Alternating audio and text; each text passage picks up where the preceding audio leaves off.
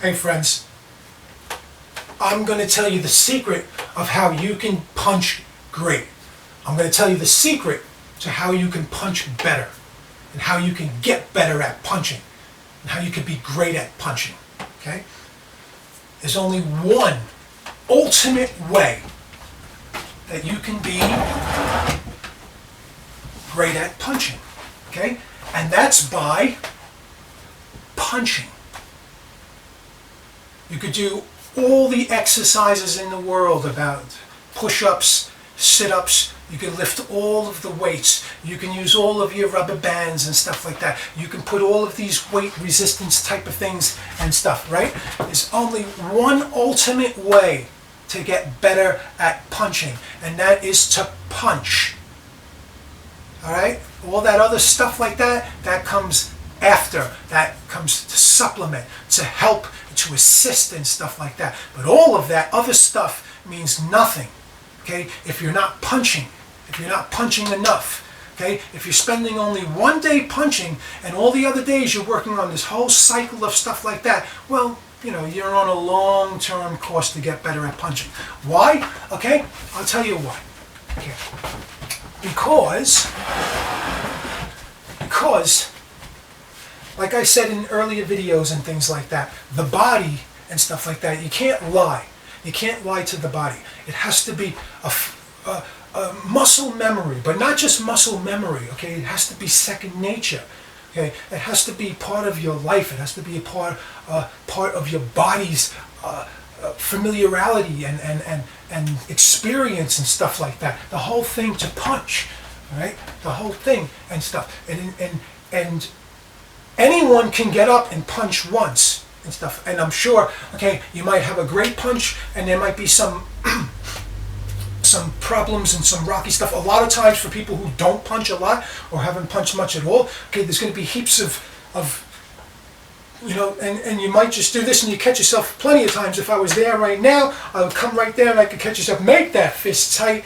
Okay, there's no point in even punching. Your fist will disintegrate on that person's face and you'll do probably more damage to yourself than you might do to that person's face, especially if you think you're going to punch their teeth with a sloppy fist or you're going to punch somebody's. The head is hard. We're rambling, but the head is hard. Even with a solid fist, you hit somebody's head, okay, you have a lot of chance. You don't feel it on the spur of the moment during whatever, but definitely a little bit after, oh yeah, you feel that shock splint. You feel sure like you have some cracks in there. Of course.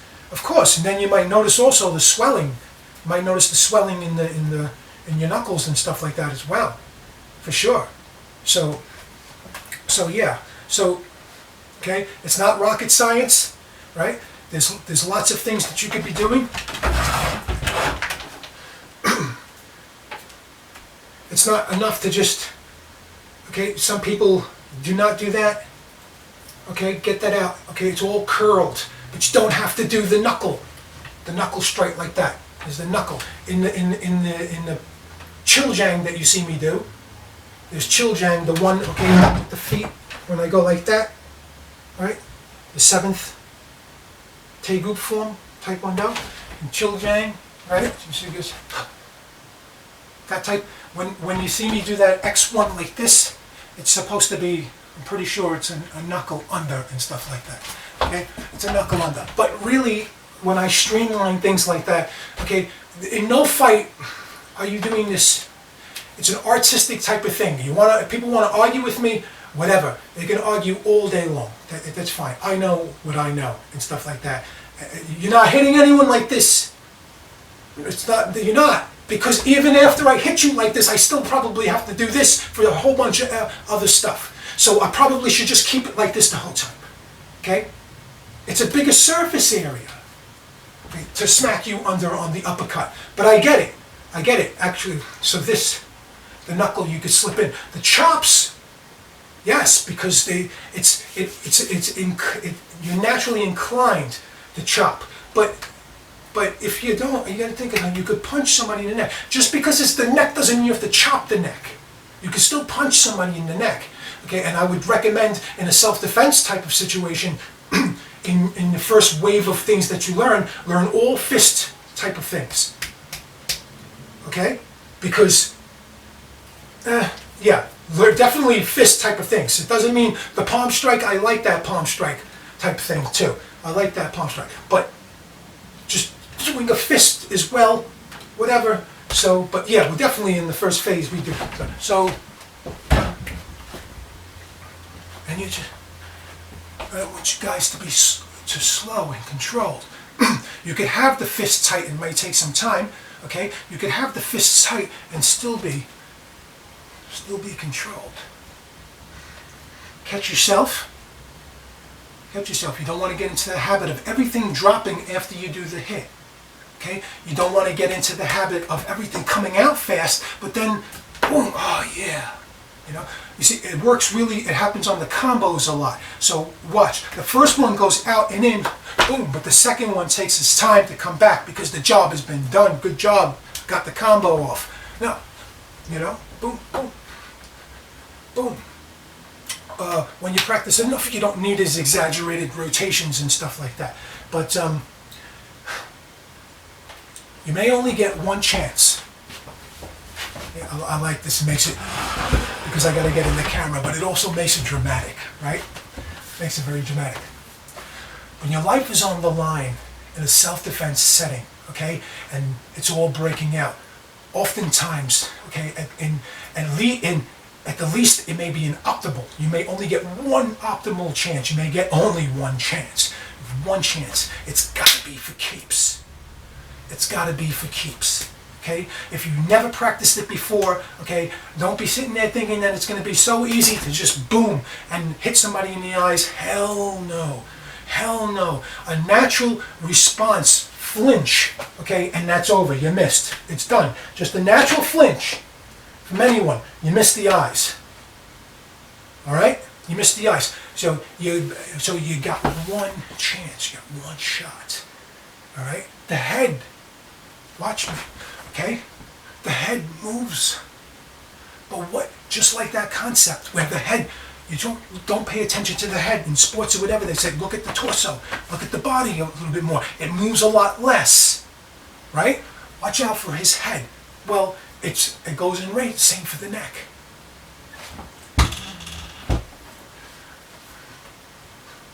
So the head might turn, right? And stuff like that. But so if you wanted to hit there and you missed from the person turning, you're still getting here. A hit anywhere against the neck is a great move. You're doing fantastic. You know, really great. That's really great and stuff like that. Also, the knee, man. Blow out the knee. I told you, it shows you those guys, you know. Blow out the knee. Any kind of kick you can do to the knee, like it's tricky. You might miss. That's why you're going to train and you're going to practice a little bit, okay? You might miss. But the great thing is if you can make contact with it, okay, any type of contact is a fantastic hit because you could push back, okay? But if you try to go here and I moved here, you hit there, okay? Hitting this way, any type, even from behind, okay, is the best thing for the knee. It's going to take the least, because you're not going against, you're not hyperflexing and then devastating type thing, but you're still going to put somebody down like that. You get one chance. So in some of the things that you're going to, right, one chance. It's got to go from here. Now, and also practice right away, okay? Right away, if you want to do some screaming or whatever. But you see how these mental things, if you don't get comfortable with it mentally, a person can seem like a whole universe away. Like I can't. What do I hit? What do I do? You know, what do I? And you can't. It must be. You must have confidence. You must have faith and stuff like that. You watch, okay? You have faith. You must be able to, because if you go blind, punches to the pecs, the chest, the pectorals, and stuff, it's useless. Useless. It does nothing. Okay? And you're just blindly kicking. You're gonna hit over here. You know what I mean? So it's gotta be a hit to the nose. All right? And you gotta be comfortable and familiar with it. So you start light. Just imagine. whether you want to rotate it or not, but like you're throwing something. Okay, go into your living room, go somewhere, go in your backyard or whatever, go grab a stone and throw it. You see that right there? All right? Well, now make a fist. All right? Let me tell you something. Let me tell you another thing, because we're telling each other heaps of things, right? You see those punches that you see me doing in shadow boxing? Okay? Make no mistake. It's not an easy thing to actually hit somebody like that. To do that, this misconception. So unless you have experience and you understand how to actually apply that and how that's going to really apply, but just in general to go like this, what kind of hit that is? What kind of hit is that? Have you ever done that? I mean, so you need to, this is why we do, you know, back. Right? So this is what you're driving through. Anywhere in the knuckles, man, for now. Anywhere in the knuckles. Right? This is what we're going slow for. One chance, okay? You're going home tonight. This son of a bitch. And then run if you need to, whatever. At least you got that hit in or whatever, and stuff like that. If you're trapped and stuff, all right? These are things that we're going to practice and stuff. We're going to practice how you need to get liberated from the confines and from the planes, from the planes within the 3D. You need to get liberated from that. And what I mean is, from this position right here, right now, in order to brace myself, I got my feet going down, and there's also force now pushing me against the wall and stuff like that. But it's very similar to, imagine like you're just going to say, I don't care whether I'm going to land or not. I don't care whether I'm going to lose my footing or not, okay? I'm just going to do whatever it takes to liberate myself from the plant, from the being part of the XYZ plane, and just come up. And they got you in the back, okay? We're going to go through this in detail. We're going to go into it. And they got you over here, and right? Forget all this, all right? Moves, priority, moves that you have, your what do they call that, stuff like that. Anyway, the point is, okay, the first choice, your first response, okay, and then they got right now, so you're in this, they did their first thing, they backed you up against the wall, it's really life-threatening and stuff like that. Your next response is to do some kind of whole, okay, fancy friggin' move that's going to unlock and pin and twist and stuff like that, and now they're going to have a response on that, especially if what you didn't work or whatever, or at the very least, okay, so you broke free. Okay, you broke the arm free, they followed through like they naturally would, smashing you and stuff like that. So let me tell you a little secret. Let me tell you again, something else again, okay? When somebody grabs you, it's one of the best things that they can do, okay? Relatively speaking, in that type of circumstance, because I know where their hands are, and they've already committed to the first move, okay? It's my turn now. It's your turn. Has to be split seconds, so you'll train it. But that's fantastic. It's great, because they're already here, okay? You move. Oh, they're giving you perfect. It's one less hand to defend, okay? It's one. But what you have to do is you have to be able to generate. You have to be able to generate that torque.